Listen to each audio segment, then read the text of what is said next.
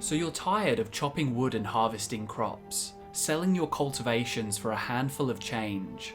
It's hard to deny that working the fertile land of Skyrim is quite the rewarding experience, an honest living that pays honest coin for honest work.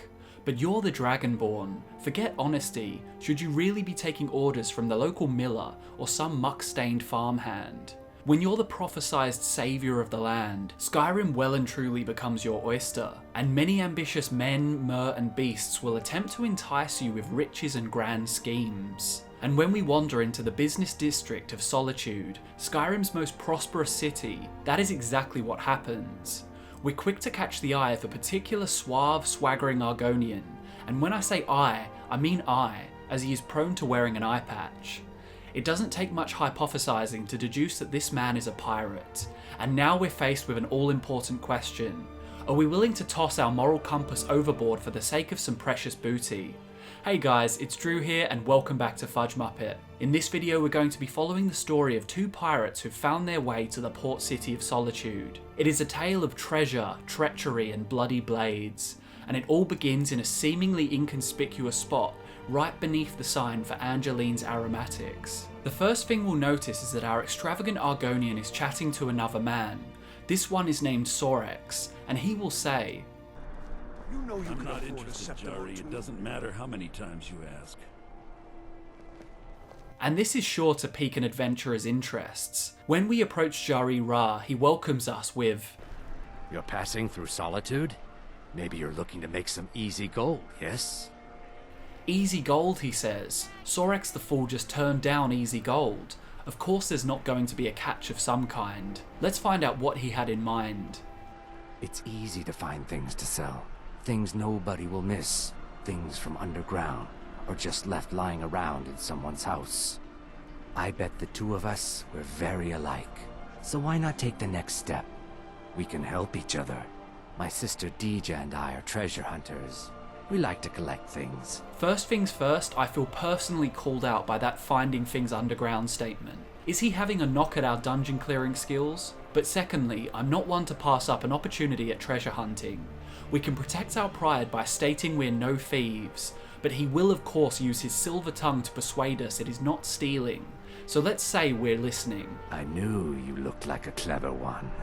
With the war, many more ships come through these docks, loaded with weapons and pay, but few people, and they pass through dangerous waters. We have an interest in one of those boats, the Ice Runner.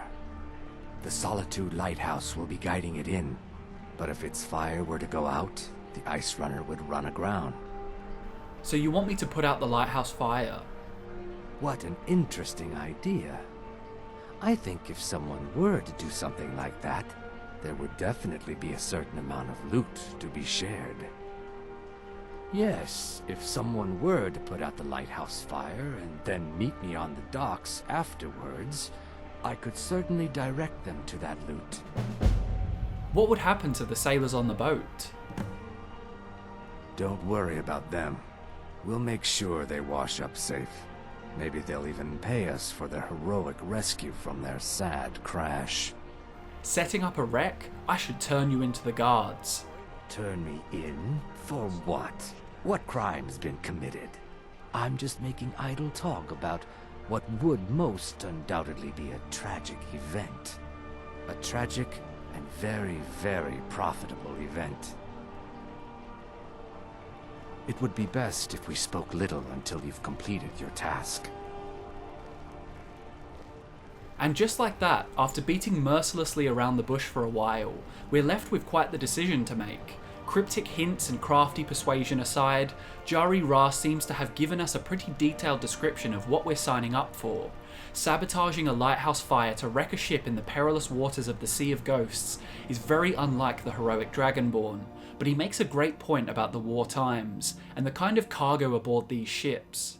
In a province gripped by civil war, ships are of course going to be packing weapons and commodities that are experiencing some serious economic inflation. If we can do as the pirate said, wrecking a ship with very few passengers, leaving no casualties beyond an abundance of driftwood, everybody wins.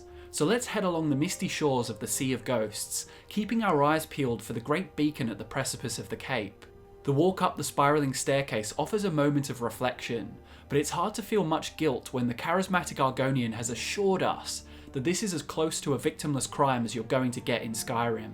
No doubt him and his sister Deja will be ecstatic when they see us and hand us our stake of the loot. And so, let's quench the flames of the Solitude Lighthouse pyre, plunging the surrounding coastline into relative darkness. Suddenly the seas around us become a misty minefield. Time to return to Jari Ra. This time we'll find him at the Solitude Docks, looking out over the waters.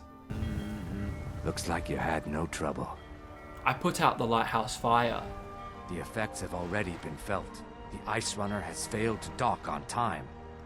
Without the lighthouse, the Ice Runner will have swung wide of the western shoal and run aground on the eastern coast. My sister Deja will be at the wreck with our Blackblood Marauders. She knows to expect you. Brilliant. There's no use dallying. Let's make our way to the eastern coast where the wreck should be easily visible amidst the icy current. The Blackblood Marauders were once a fleet of pirates rampant along the northern coastline of Tamriel, but they have since had their ambitions caged by a terrible disaster in which a cave-in trapped their ships in a grotto somewhere along the northern shores. Now they are little more than bandits, and it makes sense that they would seek out the help of someone like us to turn their fortunes. If you'd like to know more about the Blackbloods, as well as all of the pirates in the land, check out our massive video on the Pirates of Tamriel for 30 minutes of swashbuckling entertainment. But as we approach the wreckage, we'll soon see that things did not go as smoothly as we'd thought. You're the one who put out the fire in the lighthouse, right? Yes, I put out the fire. That was good work. Deja's in the hold of the ship. Go down 2 levels. As we walk the steps onto the ship, we can see that Jari Ra had been very far off the mark with his assurance that no lives would be lost. These sailors don't seem thankful for the heroic marauders. Instead, they're all dead on the deck. The pirates aren't hostile towards us, and it seems they still intend to give us our share of the loot, even if the thought of taking it leaves an unsettling feeling in the stomach. Either the shipwreck was a turbulent one, and the men died from the impact, or they were butchered by the pirate vultures who waited on the shores. As we descend into the hold, corpses can be found scattered around. Some lie in pools of blood, others are crushed by debris. Meanwhile, the Blackblood Marauders sit around carelessly, irreverent to the grisly scene in front of them. Deja will surely have the answers. My brother told me you were coming. I'm supposed to give you what you've earned. So we're splitting the loot then? Ha! I'm afraid the loot's already been moved. You've been useful to the Blackbloods, though. You've earned a quick death. It's treason then. And so the pirates live up to their reputation, and they're going to betray us to avoid sharing the spoils. Revenge on the one who deceived us will have to wait, but as for this treacherous woman and her bloodthirsty lackeys, we can dole out some dragonborn justice, wetting our swords with their blood. And so we'll have to fight our way out of the ship, taking down every marauder in our path. On Deja's corpse we can find a note. It reads, "Sister, once you have picked up the packages, send them on to me at Broken Oar Grotto. The fool who did our work at the lighthouse should arrive shortly thereafter. Make sure he is taken care of." So, Deja's brother, Jari Ra, the one who filled our ears with tantalizing promises of guilt-free wealth, he is the orchestrator behind all of this. We were enticed into committing the crime, and then we were to be disposed of. But like all tall tales of vengeance, Jari Ra's loose end is going to come back around to bite him in the arse. And he even gave us the essential information, his location, Broken Oar Grotto. At the northernmost point of Hafinger Hold, at a secluded inlet, we can find the entrance to the grotto, and then we'll find ourselves in one of the most beautiful locations in the game. The rockslide that doomed the Blackblood Marauders has turned the cavern into a quiet respite, where the sound of lightly swaying water echoes a tranquil ambience that hangs unobtrusively in the air. And for all of the pirate band's savagery, they've proved themselves nifty architects and builders. They managed to turn their ruin into a practical hideout. Scaffolding makes the high-up natural walkways of the grotto easy to scale, and with the exception of a few destroyed longships, the rest of the wood has been fashioned into a makeshift fortress. Wooden drawbridges separate the walkways, the deck of a ship has been turned into a dining room, and a suspended hold now functions as Jari Ra's office and bedchamber. It would be a shame if someone came along to burn the place down, ridding the pretty alcove of its conniving inhabitants. What follows is quite the epic sequence of fights. We'll fight pirates on the scaffolds, we'll clash blades at the heights of the rocky ridges and outcroppings, and finally we will storm the driftwood fortress. You can lower the drawbridge for a direct assault, or you could flank all the way around to the outside for a surprise attack. Or you can enter in style, climbing to the highest rock walkway and jumping across the wide gap, where the water waits below to engulf the dead. The Marauders will put up one hell of a fight, especially Jari and his second in command, Captain Hagar. The former will strike swiftly with a dagger, while the latter batters away at your defences with a greatsword. Jari Ra holds some nice loot, and the Ice Runner chest can be found waiting for you in his office. Another interesting clue comes from the body of Captain Hagar. We can liberate a key from his cold dead hands, and for answers to the location of his hidden treasure we can look in his journal, conveniently resting beside some sacks of gold on the office table. In this journal we can see from an inside perspective exactly what Jari Ra and Dija had been planning.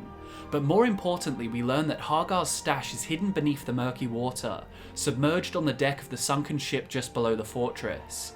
Inside that you'll find some valuable loot, and plenty more can be found scattered around the grotto, so enjoy your long-awaited share of the plunder, and maybe stop off at the Temple of the Divines when it's all over to repent for the amount of blood you were forced to shed for your treasure. And there you have it guys, the definitive guide to why you should never trust a smooth-talking pirate. Lights Out is a really fun quest which takes you to one of our favourite locations in the game, and we hope you enjoyed the journey.